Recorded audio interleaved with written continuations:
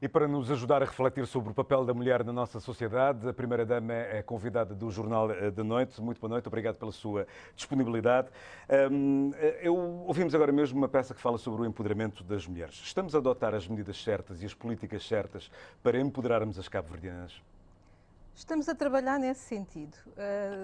Acho é que há muita coisa ainda por fazer, porque temos visto que o ritmo que esta questão está a demorar a ser resolvida, ou seja, o ritmo de termos uma situação de efetiva igualdade, está lento. Portanto, é preciso adotar algumas medidas, talvez mais incisivas, mais rigorosas.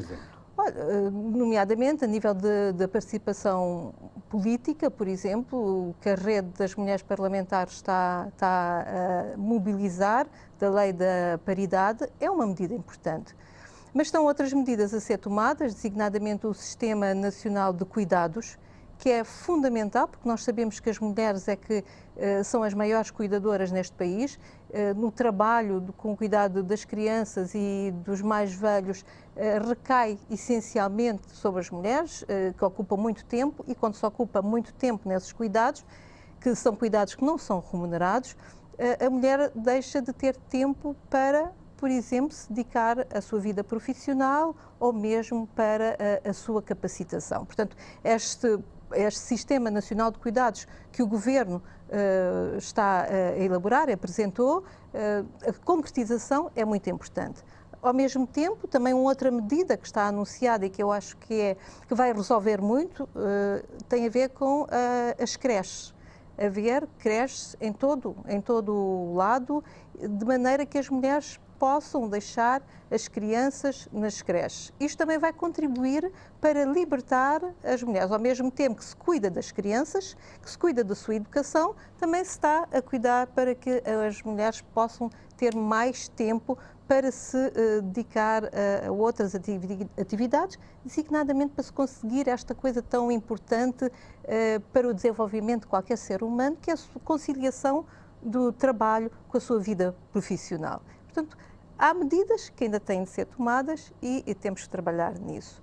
Por exemplo, quando os dados mostram que de 2016 para 2017, a nível de representação das mulheres nos parlamentos, houve apenas um aumento de 0,1%, e que este pequeníssimo aumento se deveu essencialmente a países que adotaram leis de paridade, nós ficamos a perceber que, efetivamente, para além de trabalharmos a sociedade, na educação, para a igualdade e equidade do género, que são importantes, é preciso também um empurrão mais forte que é dado pela lei.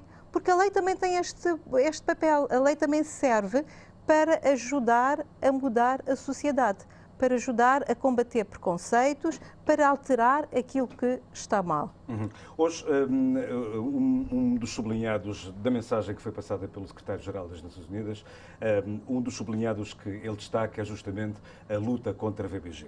E aqui em Cabo Verde, há dias, demos conta no Jornal da Noite que os processos ligados à violência baseada no género passam a ter uma prioridade e deverão ser concluídos no prazo de 180 dias e os recursos em 90 dias. E a medida foi amplamente saudada pelo CIEC.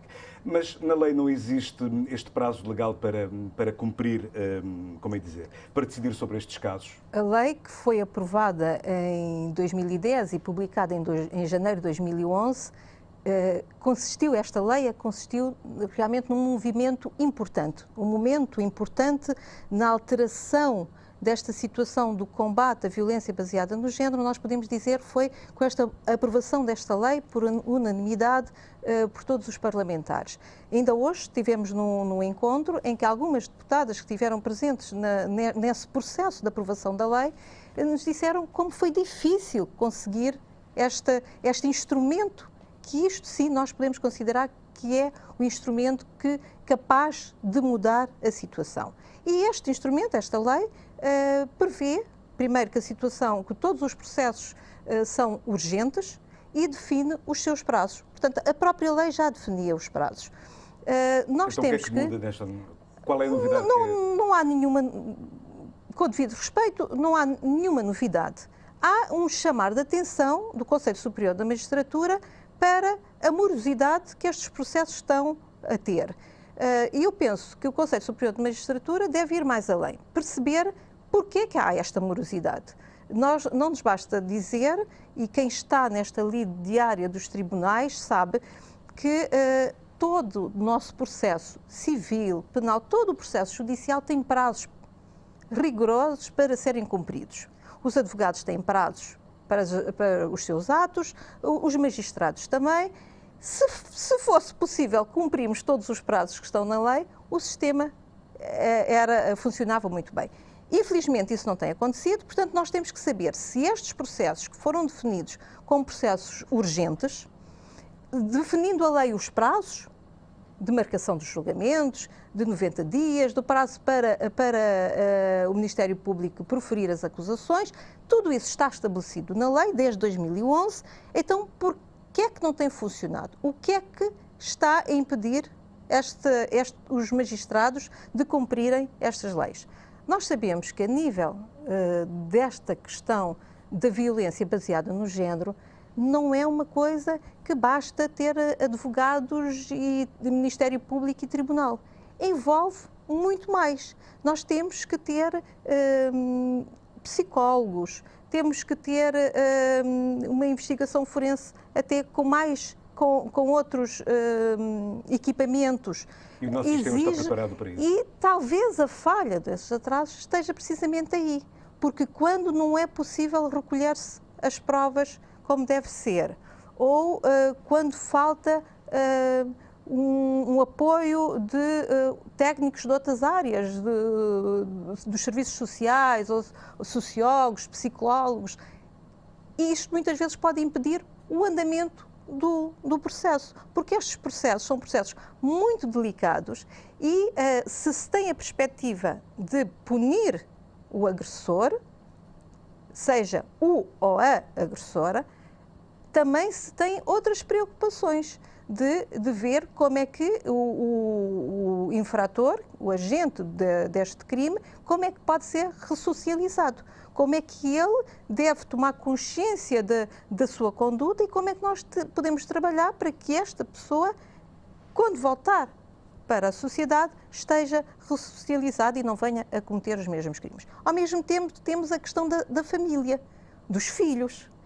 Temos outras situações de como é que fica a família se o agressor for o principal ou a única fonte de rendimento. Ora, os tribunais analisam todas estas situações e têm que dar uma resposta a tudo isto.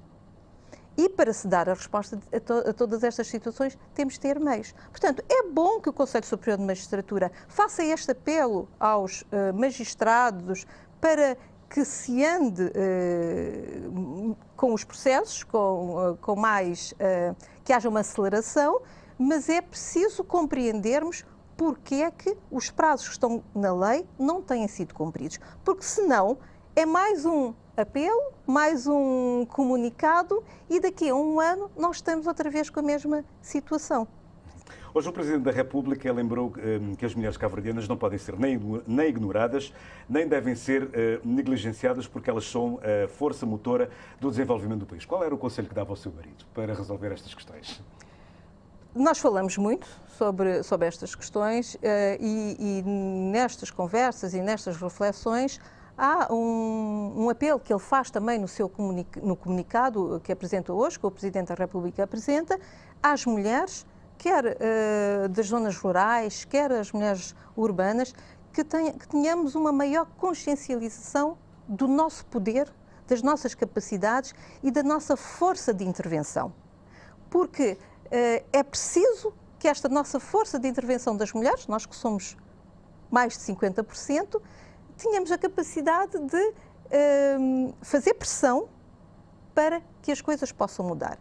Façamos esta pressão a nível dos locais onde estamos, dentro das nossas famílias, nas nossas comunidades, junto dos poderes políticos, façamos ouvir a voz das mulheres. Este apelo que o Presidente da República faz no seu comunicado é muitíssimo importante, porque quando as mulheres, e o tema das Nações Unidas este ano é isto, a hora é agora de cada uma de nós, mulheres, ser uma ativista firme no empoderamento de outras mulheres, na luta contra as desigualdades, no exigir. A hora é agora de termos uma lei, por exemplo, que permita a participação equilibrada de homens e mulheres na vida pública, na vida política. Não é nenhuma novidade. A nossa Constituição, desde 1992, diz expressamente que homens e mulheres devem participar de forma equilibrada na vida pública. Onde é que está esse equilíbrio? Quando nós olhamos para o nosso Parlamento e para as outras instâncias, verificamos que isso ainda não acontece. Mas também noutras áreas da nossa sociedade. Veja, no futebol. Não sei se as pessoas têm acompanhado as grandes reivindicações do futebol feminino. Das meninas e senhoras que se empenham ali no futebol feminino e que não tiveram o seu campeonato. Que não temos uma seleção de futebol feminino. E pior, o facto de não termos este investimento no futebol feminino até diminui as possibilidades de Cabo Verde de aceder a fundos destinados ao futebol. Porque hoje em dia, a todos os níveis, há este compromisso com a sensibilidade pelo género, em criar condições para que, efetivamente, homens e mulheres tenham as mesmas oportunidades. Muito bem. Obrigado, Sra. Primeira-Dama, pelas suas reflexões sobre esse Dia Internacional da